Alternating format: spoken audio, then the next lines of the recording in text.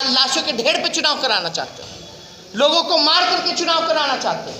Election को time से कराना एक कॉन्स्टिट्यूशनल ऑब्लिगेशन है जी। बल्कि अगर इलेक्शन पोस्टपोन किए जाए तो वो ज्यादा आपत्तिजनक होता है। बिहार में कोरोना वायरस का ग्राफ लगातार बढ़ता ही जा रहा है। आंकड़े 16,000 के पार जा चुके हैं और कल अकेले 1266 मामले सामने आए, जो कि 24 घंटे के अंदर का सबसे बड़ा आंकड़ा, अब तक का सबसे बड़ा आंकड़ा 24 घंटे के अंदर का है। बिहार में विधानसभा चुनाव भी होने हैं। चुनाव अक्टूबर नवंबर में होने हैं, लेकिन बिहार की जो मेन अपोजिशन पार्टी है आरजेडी, वो नहीं चाहती है कि चुनाव अक्टूबर नवंबर में हो। आखिर इतनी जल्दबाजी है क्यों चुनाव की? लेकिन तेजस्वी यादव ऐसा बोलने वाले, ऐसा सोचने वाले अकेले ही नहीं हैं। चिराग पासवान, जो कि लोजपा के अध्यक्ष हैं, जो बिहार की एनडीए जो रूलिंग अलायंस है उसका हिस्सा है, वो भी ऐसी ही सोच रखते हैं, ऐसी ही बातें करते हैं। पप्पू यादव के ख्यालात भी कुछ ऐसे ही हैं। लेकिन अक्टूबर नवंबर में जब बिहार में चुनाव होने हैं, तब कोरोना वायरस के आंकड़े आखिर कैसे हो सकते हैं? पिछले 2-3 दिनों का अगर हम आंकड़ा देखें तो रोज़ करीब 700 मामले सामने आ रहे हैं कोरोना के। और अगर इसी को आधार बना लें तो अक्टूबर के आखिरी हफ्ते तक बिहार में लगभग 70,000 कोरोना के मामले होंगे। हाँ, ये अच्छी बात है कि इसमें लगभग 73% जो मरीज होंगे वो ठीक हो चुके होंगे, मगर फिर भी जिस तरीके से केसेस बढ़ रहे हैं और अक्टूबर तक जो बढ़ेंगे, तो उसमें उन केसों को संभालना और उनके साथ ही जो विधानसभा का चुनाव है वो करवाना, दोनों एक बड़ी चुनौती साबित हो सकती है। तो क्या सचमुच बिहार के विधानसभा चुनाव टाले जाने चाहिए? इस सवाल के जवाब के लिए हमने former chief election commissioner SY Qureshi साहब से संपर्क किया। पूरी दुनिया में ये कंसर्न था कि इलेक्शन होंगे कि नहीं होंगे, और ये फीलिंग थी कि अथॉरिटेरियन किस्म के रेजीम है वो तो टालने की कोशिश करेंगे, लेकिन जो डेमोक्रेटिक रेजीम है वो इलेक्शन कराते हैं, क्योंकि इलेक्शन कराना एक कॉन्स्टिट्यूशनल ड्यूटी है। ठीक है, ये और ये डिस्क्रेशन, ये ऑप्शन कराएं कि ना कराएं, ये बिल्कुल अपने घर की बात नहीं है, ये कॉन्स्टिट्यूशनल ऑब्लिगेशन है। 27 नवंबर से पहले बिहार का इलेक्शन होना चाहिए, और उसके ऊपर इलेक्शन कमीशन विचार कर रही है। ऑलरेडी दुनिया में कोई 33 मुल्कों में पिछले दिनों इलेक्शन हो चुके हैं, और सबसे बड़ा इलेक्शन जिसकी सबसे ज्यादा चर्चा होती रही है वो साउथ कोरिया का इलेक्शन अप्रैल में हुआ था। और वहां पे उन्होंने, प्रॉब्लम तो पूरी दुनिया में यही है, और यही कंसर्न के सोशल डिस्टेंसिंग के साथ, सेफ्टी के साथ, कि सेफ्टी तो कॉम्प्रोमाइज बिल्कुल नहीं करनी चाहिए, लेकिन उन कंसर्न्स के साथ साथ इलेक्शन कैसे कर पाए, ये चैलेंज है। और साउथ कोरिया ने सबसे पहले ही एक मॉडल क्रिएट किया, एक बहुत ही अच्छा इलेक्शन किया, और उसकी इलेक्शन की सक्सेस ये थी कि उसका कोई नेगेटिव इफेक्ट नहीं हुआ, कोई लाशों के ढेर नहीं लगे, और बल्कि सबसे ज्यादा 28 साल में उनकी जो हिस्ट्री है डेमोक्रेसी की, सबसे ज्यादा टर्नआउट हुआ, 66% के करीब टर्नआउट हुआ। अच्छा, इलेक्शन कमीशन के कई बयान ये आए कि वो साउथ कोरियन मॉडल का मुआयना कर रहे हैं कि उन्होंने क्या किया। अगर साउथ कोरिया कर सकता है, इंडिया उससे अच्छा कर सकता है, क्योंकि इंडिया की इलेक्शन कमीशन को तो एक्सपीरियंस है, और इंडियन इलेक्शन कमीशन की जो क्वालिटी है वो तो पूरी दुनिया मानी जाती है। साउथ कोरिया अगर कर सके और हम न कर पाए तो ये तो हमारे लिए उल्टा एक चिंताजनक, शर्म की बात होगी। इलेक्शन पोस्टपोन करना, वो मेरे ख्याल से जो सरकार मौजूद है उसको तो पोस्टपोन बड़ी अच्छी लगेगी, कर दीजिए 5 साल के लिए पोस्टपोन।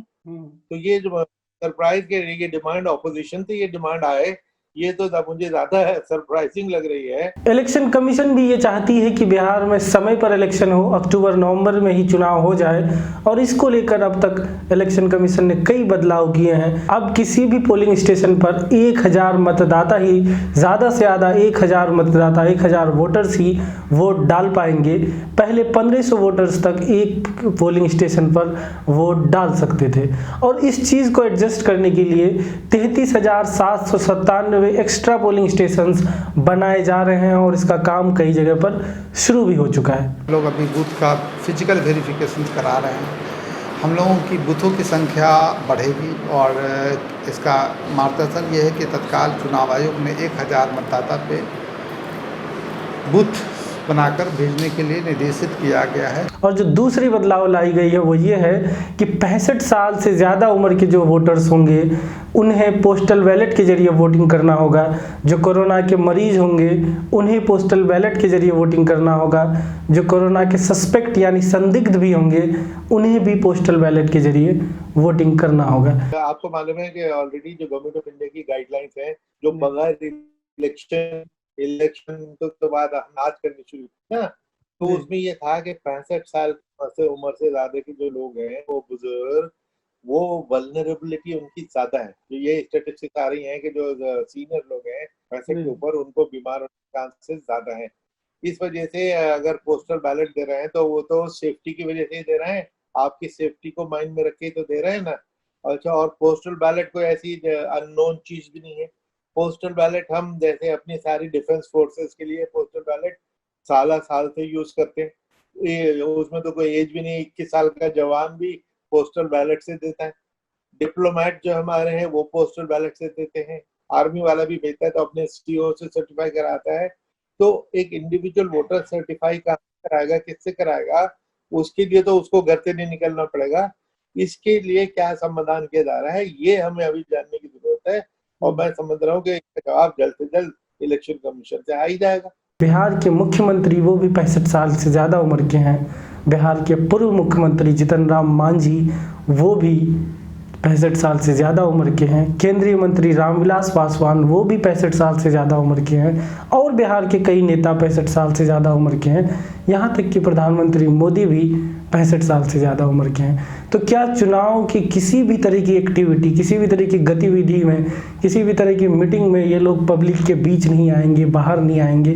क्योंकि जो चीज़ आम लोगों पे लागू होगा, जो इलेक्शन कमीशन का जो कानून, वो इन नेताओं पर भी लागू होना चाहिए। भले ही वो सीएम है, पीएम है, मंत्री हैं, लेकिन इन पर भी लागू होना चाहिए। क्या ये भी किसी तरह की चुनाव की गतिविधि में पार्टिसिपेट नहीं करेंगे? ये एक सवाल है। दूसरा सवाल है कि क्या इन्हें भी पोस्टल बैलेट से वोटिंग करने को कहा जाएगा, जो एक आम आदमी 65 साल से ऊपर का देगा?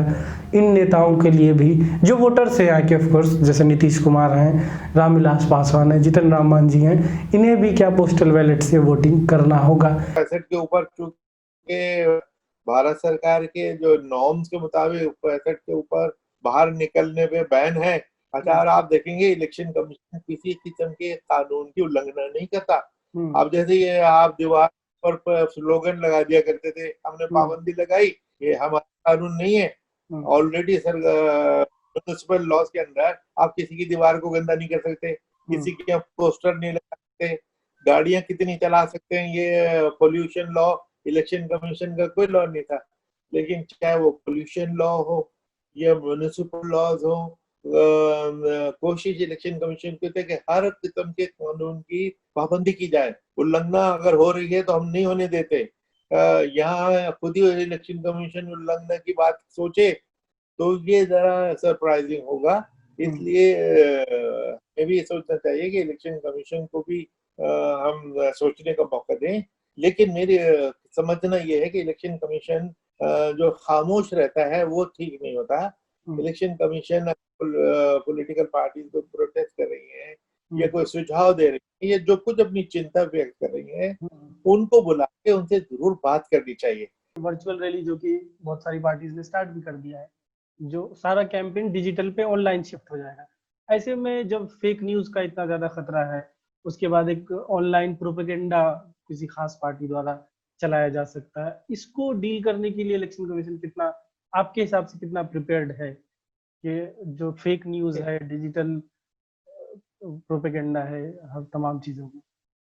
नहीं, ये आपका बहुत अच्छा सवाल है कि, और ये सवाल सिर्फ आज के माहौल में नहीं, ये सोशल मीडिया और फेक न्यूज की तो प्रॉब्लम पिछले 10 साल से हम देख रहे हैं। सोशल मीडिया भी मीडिया है।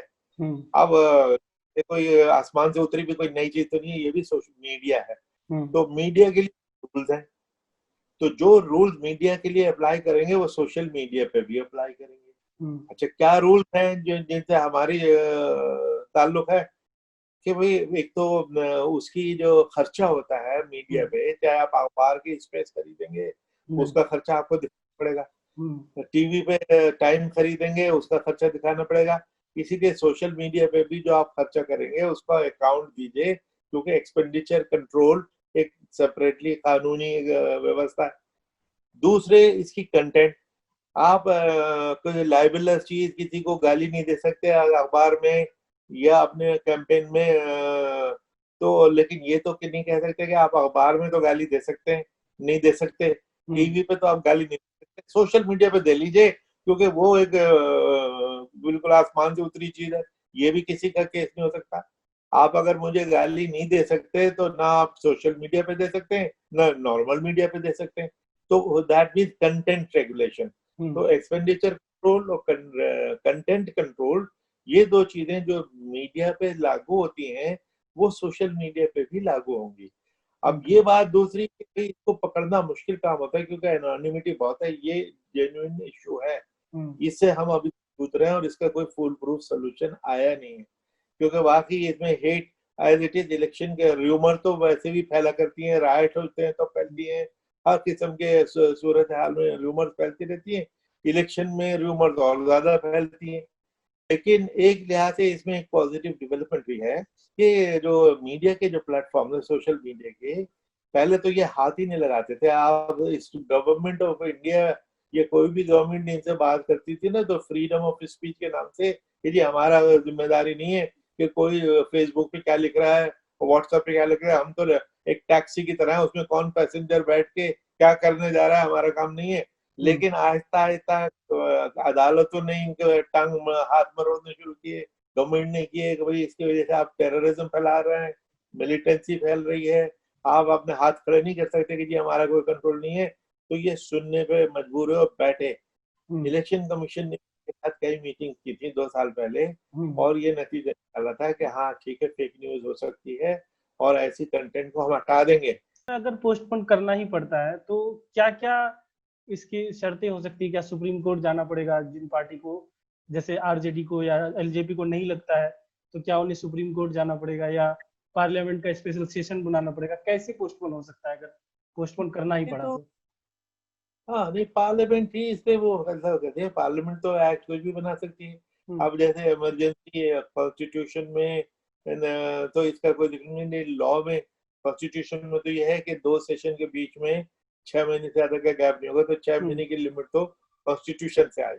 बाकी चीजें कानून इलेक्शन एक पार्लियामेंट बनाती है। अगर प्रधान खासा ऐसी इमरजेंसी आती है तो जिसकी वजह से इलेक्शन पोस्टपोन करना जरूरी हो जाता है और जिससे सभी पार्टी उससे एग्री करती हैं, है ना, क्योंकि पोस्टपोन करने से हो सकता है ऑपोजिशन और बिदक जाए कि साहब रूलिंग पार्टी चाहती है कि उनके राज चलता रहे, वो पोस्टपोन करा रहे, इधर भी आप उनको बुरा भला कहेंगे, अगर वो इलेक्शन करा रहे हैं तो बुरा भला, अगर पोस्टपोन कराएं तो और दूसरी तरीके से बुरा भला, तो इसलिए इसके तो कोई अंत नहीं होता। इसलिए अगर ऐसे हालात आते हैं कि पोस्टपोन में बिल्कुल जरूरी है कि हर शख्स को घर में बंद होकर बैठना चाहिए पड़ेगा, तो कोई नामुमकिन कुछ नहीं है। अमेंडमेंट करनी पड़े, एक स्पेशल इमरजेंसी क्लॉज इंट्रोड्यूस करना पड़े, एक्सटर्नल एग्रेशन और इंटरनल रिबेलियन नहीं, पेंडेमिक को भी उसमें ले जाए, तो कानून तो भी कर सकता है, कानून अगर इसमें बनता है तो, क्योंकि इसमें सुप्रीम कोर्ट भी क्या कर सकती है, सुप्रीम कोर्ट तो यही देखते ना कि कोई चीज कानून के तहत हो रही है कि कानून के बाहर हो रही है, तो कानून बनाने कह नहीं सकती सुप्रीम कोर्ट, तो कानून बनाने का तो डिस्क्रेशन टोटली पार्लियामेंट का है।